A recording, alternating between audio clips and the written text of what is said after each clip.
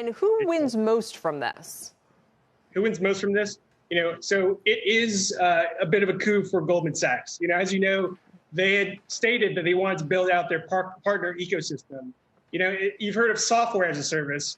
Well, a couple months ago, they coined a phrase that's new to me. They call it banking as a service. They want to be the embedded sort of pipes behind a lot of other, big popular brands. Obviously, there's some compelling marketing economics behind that and why you'd want to do that. And so obviously with the Apple Card, they've launched that, last year. That was a huge success.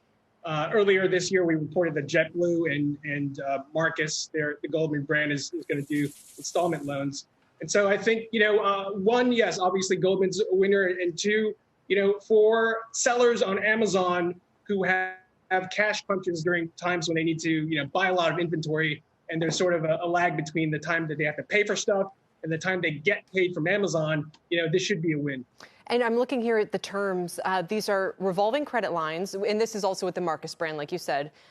Fixed annual interest rate of about 7 to 21%, drawn and repaid like a regular credit card. What's so interesting, Hugh, about this is that, we do now, but even 5-10 years ago, you wouldn't have thought Amazon, marketplace sellers are going to be Goldman's customers. But this is the transition and transformation that Goldman wants, isn't it?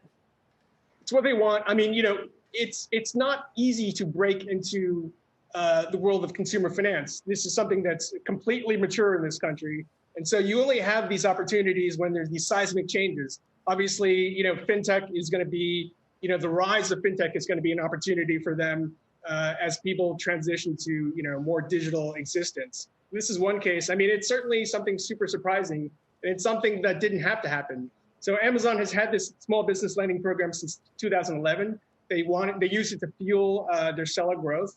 And, they use themselves for the entirety of this business. And now for the first time, they're allowing an outsider to come in and actually get, with permission, very careful to say this, with permission, get access to some of their seller data so that Goldman Sachs can decide whether or not to lend to these people.